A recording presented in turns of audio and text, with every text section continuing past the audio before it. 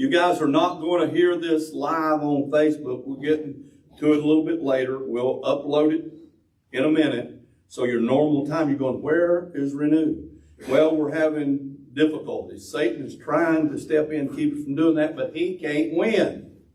We know the end of the story, and God wins. So I want to welcome you to Renew tonight. I've been offline here talking about some of my adventures this past week. I want to thank my friend, my dear friend, Daryl, for dogging me so hard last week about not having clothes, and that's only the beginning of the story I've shared with the folks here about what happened, and God blessed me in so many ways. And I'm so thankful to be here in front of you tonight. We've got a story, for a couple of weeks ago, last time I was here and talked, we were talking about preventing relapse and how relapse is real, and we want to try to do some things or whatever we can to try to prevent relapse. And so we're doing relapse prevention numero dos, number 2. And we're going to talk about the types of relapse that can happen in our life. But we are Renew Recovery. We're here every Monday night. We are your bridge to recovery, and we are just happy to be here with you tonight. Relapse is the topic. How do we keep it from happening to us? And that's kind of what we're going to talk about. We are going to be talking about the principle, because we deal here in our recovery program, we deal with 8 principles, 12 steps. And this is a part of principle 7, reserve a daily time with God for self-examination, Bible reading, and prayer in order to know God and His will for my life and to gain the power to follow His will. After this past week, I wish that I absolutely knew. I wish I could open my eyes in the morning, tomorrow morning, and know without a doubt God's will for my life. I know God has a purpose. I'm not exactly, because that's changed, and it does for all of us as we go along in our life. God has a purpose in me being here before you tonight, as some of the things I went through this past week at the beach. And we may, at some point, we'll talk about that, because offline I was telling the folks here that I started a thing a long time ago about lessons learned at the beach. And I will share that someday, some of those things, and we'll talk. But before we get started tonight, we've got Daryl and the crew. Have y'all got a name yet? Okay. Daryl and others. And the others have been here before, so they're like family. And the 2 guys can sing, but they don't. I don't think the ladies want them to sing, because the girls sing so good. And so they just kind of looked at them and go, no, just play.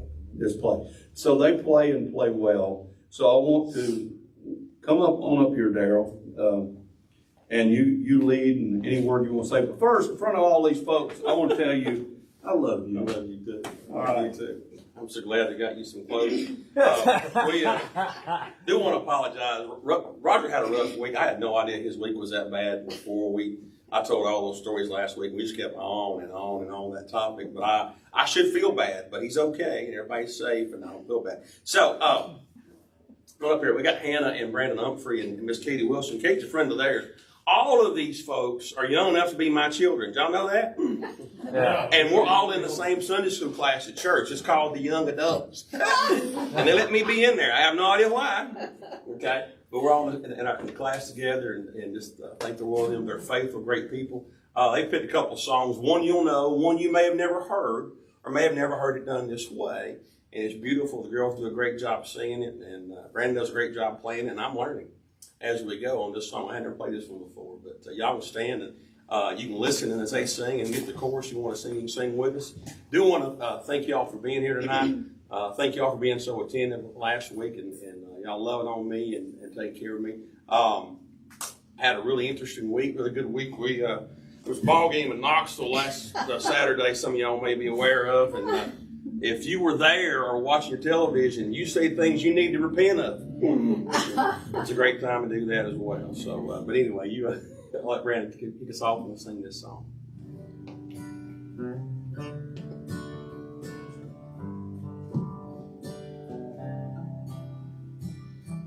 Master, Redeemer, Savior of the world, wonderful Counselor, bright morning star, Lily of the valley, provider and friend, He was yesterday, He'll be tomorrow, the beginning and the end. But the angel called Him Jesus, born of a virgin. Mary called Him Jesus, but I call Him Lord. Jehovah, Messiah, mighty God and King, He's the bread of life, He's the lasting word of love that I sing. Light in darkness, door to heaven, my home in the sky, the fountain of living water that never shall run dry. But the angel called Him Jesus, born of a virgin. Mary called Him Jesus, but I call Him Lord. Amen.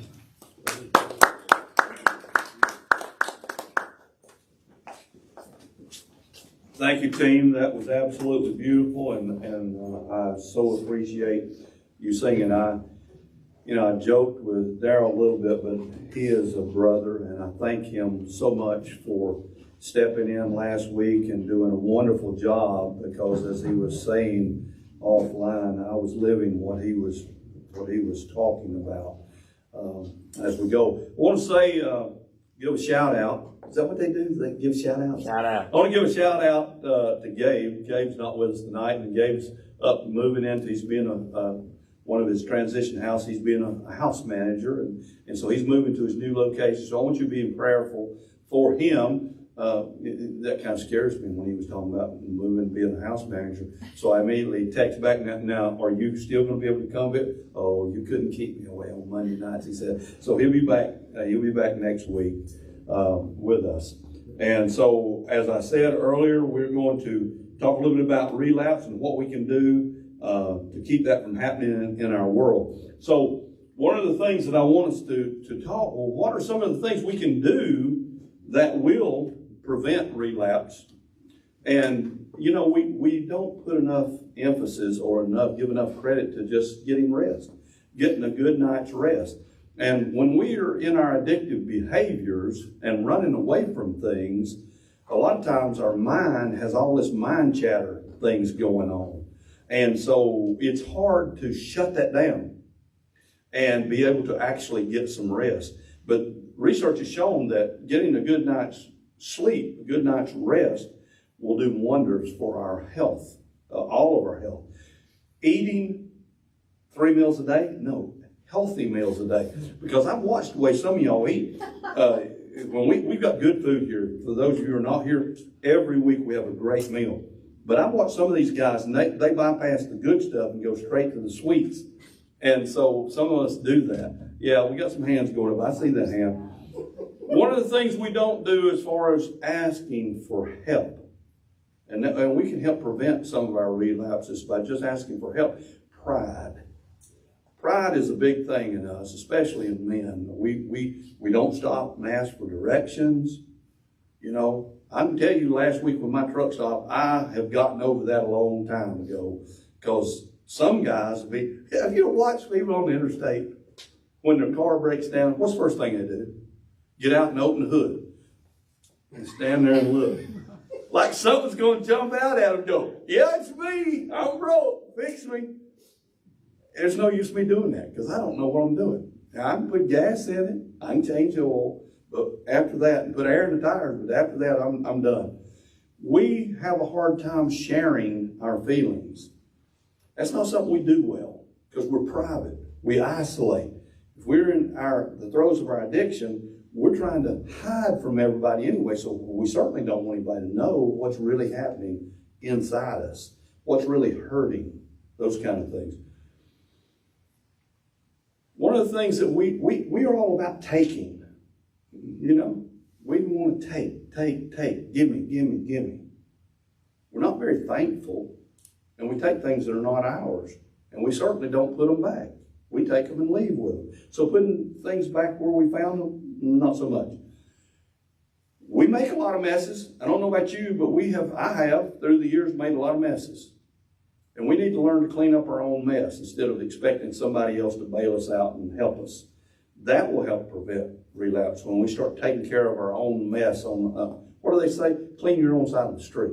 Make sure you sweep up your own side of the street. Don't take things that are not yours. When we are, probably, I don't know a percentage, a large percentage of us that are in the throes of our addiction, when we get to a certain point where all we can think about is whatever it is that we're using, whatever that is, or whatever we're doing, our addictive behavior, it'll get to a point where all we're concerned about is doing that. People don't matter, things don't matter, life doesn't matter. If it's somebody else's, that doesn't matter. We're taking it so that we can use it to continue our addictive behavior. We talked about this earlier under the area of making amends.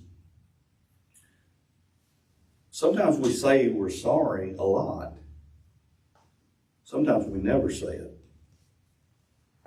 And both ends of that spectrum are really need some improvement. When we say it over and over and over and over and over, I'm sorry, it loses its meaning, its effect. And people go, I don't know why you're saying that because you don't really mean it. But when we hurt people, we need to say we're sorry, but we need to show that we're sorry. We need to example it so that they can see that we mean it. So let's tonight we want to really start getting to the three types. There are really three types of relapse. And I don't know that we understand that when we think about relapse, we think about going straight to using. That's what we get to, the last one that we'll talk about tonight. We think about that, going to whatever it is, whether it's gambling, whether it's porn, whether it's overeating, whether it's alcohol, whether it's drugs, whatever it is, we think that's the relapse, going straight to that habit that we do. But first, there are three. One is the emotional part of it, the mental part of it, and the physical part of it. And so we're going to break down and talk just a little bit about each of those. And the first one we're going to talk about is the emotional relapse. And with emotional relapse, we've talked about these through the years or through the time that we've been together. And there are some signs of those that we need to pick up on. Not only pick up on it ourselves, but start to look. And when we see a loved one, a friend, a neighbor, somebody in recovery with you, and you start seeing them exhibit these signs, we need to start going, those are red flags. The anxiety, the intolerance, the anger, the sudden burst of anger, that defensiveness. When you say something you don't mean anything by it, and they, build a wall and want to fight you over the mood swings. Isolation. That we do. When we're in any part of our addiction, any of these three phases, isolation is a huge one. That's why it was so tough during this past 2 years in COVID. those who were in addiction had kind of a free reign, because that gave us an excuse to run, to isolate, to be away. Nobody wanted to be around you anyway because it's going to catch something from you. That gave us an excuse. We don't have an excuse now, y'all. So don't isolate. Don't stay away. Not asking for help. When you know, you see it.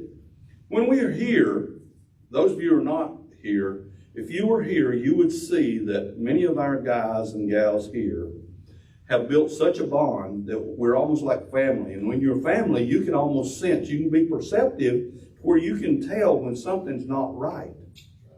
And you can see that. And you know when something's happened to somebody, and yet one of the signs is we don't ask for help because we're control freaks, right? So we think we can do it ourselves, and sometimes we need to ask for help. Not going to meetings. We stopped going to meetings. We've got some dear friends here that have stopped coming to meetings. For me, because I've been around this a long, long time, that starts throwing red flags up to me. So we start reaching out more and more. And you can't hammer them. You can't badger them, because what happens when somebody badgers you? You run even further. I'll show you. You'll never even find me. So you encourage them to come back to be with you. We don't eat right. We don't eat right. And we have poor sleep habits. There are some warning signs of these behavioral emotional relapses. And those are the isolation, breaking our routine. We start changing things, the trouble of sleeping, the refusing help. Those are real behavioral warning signs that are going to be just like going to the drive-in. Boom, there it is in front of you. You should see those and know that there's a problem. The second issue or area or type of relapse that we're going to talk about is the mental relapse. So emotional came first, then suddenly a close second comes in, the mental relapse. And there are some signs of mental relapse. Thinking about when your mind starts, do you ever go places in your mind? Are they always the places you should be going in your mind? Well, when we start going into that type of relapse, or that mental relapse, we start thinking about those people, those places, your playgrounds, your playmates, the things associated with what the dirt you did before, the times that you were into your addiction. We start glamorizing our past. Hey, when you get around somebody that you used to do dirt with, hey, you remember when we did so and so? You start making that out to be really great. And if you get off by yourself or with somebody that really loves you and you start really thinking about it, were those really great times? There was nothing great about the things that I've done, some of the things I've done. It was some of the lowest points in my life when we do those kinds of things. Lying is a problem when we start getting to that. We start making up lies. And when you lie to somebody, guess what? You got to make up another lie to cover that lie. And it's perpetual. It never ends. It just keeps on going. Hanging out with your old friends. I caution you that to love them, to be concerned for them, but you can't hang with them anymore. When you change or you want to change, you can't keep doing the same things. You can't keep hanging with the same people. You keep going to that same place. Pretty soon you're going to get sucked back down into that hole. And you're going to be doing the same thing. You start fantasizing about using. You start thinking about relapse. And you actually start thinking about doing that again. That's in the mental part of it. And then you start planning for the opportunities. You start thinking about, how can I do this? Honey, I need to run to the store to get some bread. Knowing full well that's not why you're going to the store. You're already planning, making an excuse for what you're wanting to do as you go on through that. So, one of the things that we want to try to figure out is, how can we deal with these mental urges that we get? We're going to get them. know that's real. You're going to get those urges, but how can we deal with it when they do come? Well, start thinking about what you could lose. All the things you've got that you've worked so hard to get back or that you had before. Think about the things you could lose. That might be material things. Might be things more important than that.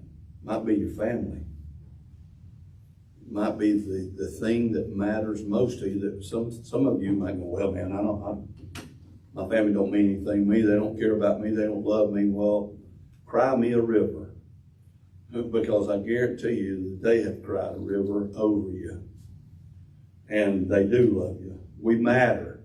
I heard a wise man talk about that last week. People love you. You matter. And I thank you for that. Think about those times of hopelessness and despair that you felt in the past. When you've gotten to that point where you go, man, I don't think I can go on. There's no hope.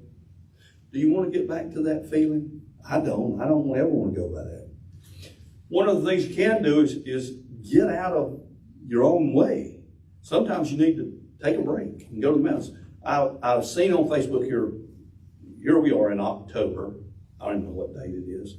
But it's in October and the leaves are changing and it's fall. And I'm wearing orange too because it might be 15 more years before I get to wear it again. So I'm going to wear it. So, and I'm going to be proud. I used to hate UT, okay? Let me just be transparent with you. Because I played baseball at Tennessee Tech and we played UT. And they beat us like a junkyard dog.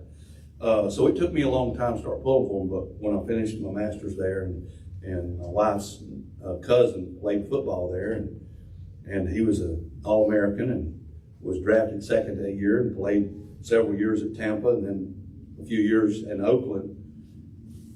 I coached him in middle school football. I had nothing to do with it, y'all. He was 6'8" and big. So, but I started pulling for him. So I'm gonna do that. But getting back to it being October, the colors are changing.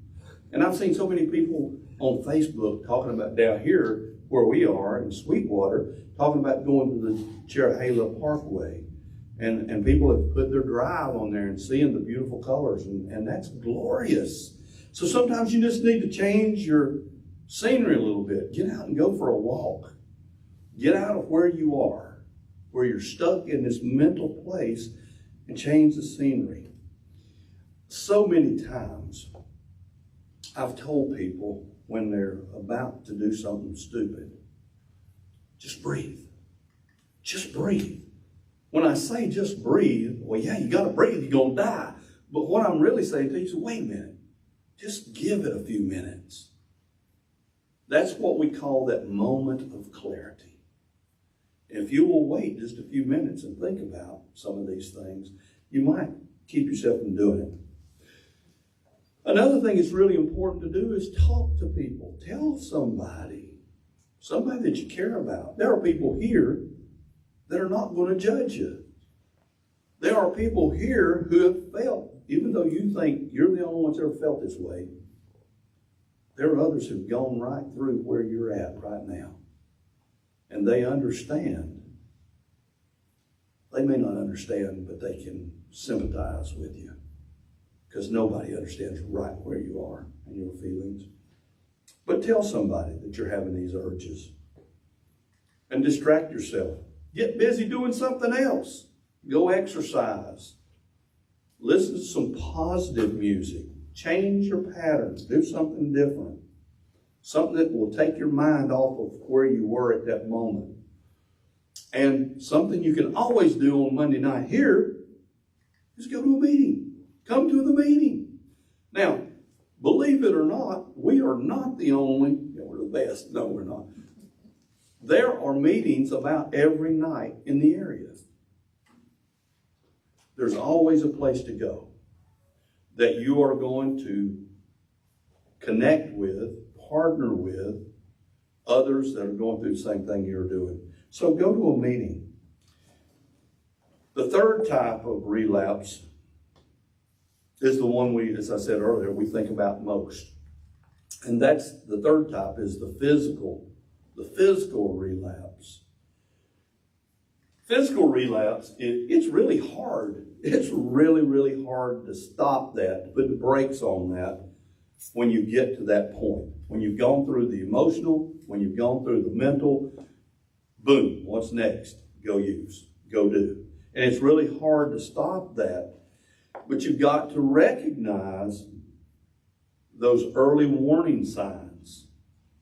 And if you will understand and heed those early warning signs, just don't go there. That helps you to not go there. And that's extremely important as well. You can put the brakes on it if you will allow yourself to. So let's summarize just a little bit some of the things that leads us to a full-blown relapse. We often speak of triggers. What triggers you? Now, some of you don't understand yet what the trigger is. And if I've told you once, I've spoken with you a lot about the actual relapse, going back to where you are, is the symptom. The trigger may be something that happens that triggers back the memory of the hurt or the trauma that happened even when you were a kid, that causes you to do whatever it is, your addictive behavior, to try to run away from that. And so we're going to try to review some of these triggers, what some of those things. Relapse happens gradually. That's something we've got to know, that it doesn't happen immediately. It comes over time. We talked about the phases. Well, it happens gradually. We've got to look for the warning signs. We've got to practice self-care. You're not in an intensive care unit. There's not somebody going to check on you every 15 minutes. You're going to have to do some self-care on yourself. Ask for help. How many of you, they can't see you, so it's okay. How many of you have ever felt alone, that nobody was with you? Nobody's out there. You're the only one that feels the way you feel. But you're not.